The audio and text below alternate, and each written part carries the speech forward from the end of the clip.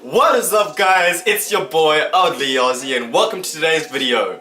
Now, today is going to be a story time. It happened about a week ago. For those of you who don't know, there was an earthquake here in Christchurch last week Sunday. It happened about 12 midnight. Now, if you don't already know, Christchurch has had a pretty bad history of earthquakes within the last few years. There was one in February of 2011, and I think there was one before that as well, but that one happened in the middle of the night, I think, while everyone was still asleep. It wasn't as big, so nothing got damaged, and luckily everyone was out of town and in their houses when it happened. Now, the one in 2012, that one, I remember I was at school for that one. I actually missed the one before the February earthquake because I was in Auckland, which is way up in the North Island, so I didn't get to feel it, but I didn't know what earthquakes felt like, so it was a bit of a surprise for me. So the one in February happened, and I was in school.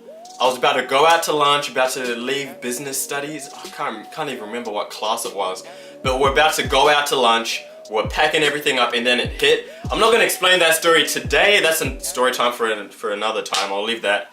But today is about the earthquake that just happened last week, and I'm going to tell you what I was doing and what happened, my experience from that. Sidebar before I start the video. 30 minutes before I started filming this video, there was an earthquake in Japan. I think it was about 30 minutes ago. And I know I have a couple people in Japan that watch my videos, so I just hope you guys are okay. You know what to do when an earthquake happens. Get under a table, in a doorway, keep safe, guys, and stay stocked up on food. And yeah, you never know what happens with earthquakes, so you always want to be prepared.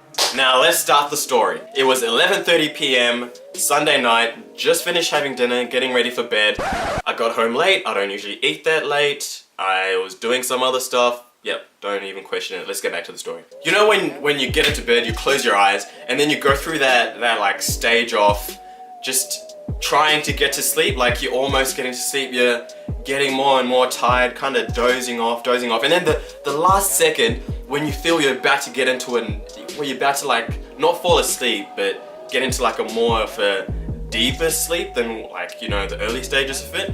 I was in that, so I was still kind of awake. Alright, this next part I think only my family and a couple friends know, but I actually, man, I can't believe it. I actually sleep, well, I used to, like a week ago, I used to sleep naked. Don't judge, it's comfortable. I know most of y'all do it, I'm not the only one. Don't judge me. That's right, I got into bed, about to doze off, then the earthquake hits. Now, I don't know if you guys, I don't know how to explain it. Like, the best way I can explain what an earthquake feels like is, you know when when you have like a table with legs that aren't that stable? Table legs that aren't that. Man, I just rhymed that. Alright, let's use this as an example. Say my arms are the table's legs. So this is pretty much like, well, just pretend they're straight. So this is pretty much like what it's like. Do you know, like, it's kind of like that, but more violent, and sometimes it can go like that, or all together. What I'm trying to say is, it's not fun. You kind of get sensitive to the feeling of the ground shaking. So you respond really quick to it. It's kind of like a big truck going by your house. Yeah, that's kind of like the best way I can explain how you can tell it's coming. But yeah, you get real sensitive to them. I must have heard the noise of it rumbling, because just as it started shaking, I jumped out of bed. I swear I've never gotten out of bed so quick in my life before. I jumped out of bed, ran down the hallway, bust into my parents' room like a Samuel L. Jackson, kick down that door type stuff. Oh, not kick down the door, because I'd have to pay for it, but you know what I mean. But for the purpose of the story, I'm gonna say I kicked down the door. I got in there, stood in the doorway. The first thing I saw was them sitting in bed, just chilling. You know that movie Chicken Little when he goes around screaming the sky is falling? That was me. I was Chicken Little. I think I was just as crazy as he looked. I just couldn't understand how they weren't freaking out as much as I was. In the space of 3 seconds, I got back to my room, grabbed undies, put them on in the hallway, on the way to my parents' room, and I was 3 seconds flat, I was back in their doorway, just posted up in there. As soon as I got back in the doorway, my mom asked me where I'd just gone, like she didn't even notice I was naked. I told them that I went to my room to grab some undies because I was butt naked, and I swear they didn't even realize I was naked. My dad just started laughing at me. So after the earthquake, there were a few aftershocks, and we kind of chilled out around this area in the lounge slash dining room slash living area slash whatever you want to call it. So while we were chilling there, we heard like alarms going off. We thought it was someone's house alarm.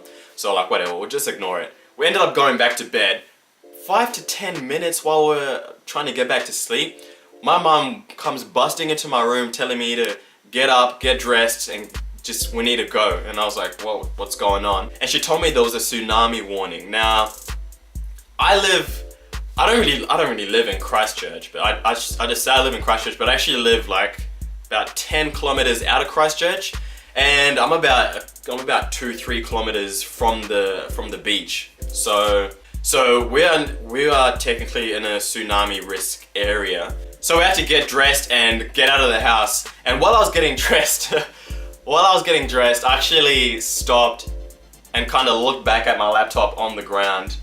Actually having a hard thought if I should take it with me or not, because all my memes are on my laptop, and I was like, there's some pretty good ones on there. Some I've made myself, and I'm not sure if I want to leave that behind. But don't worry, I came to my senses and I took the laptop with me.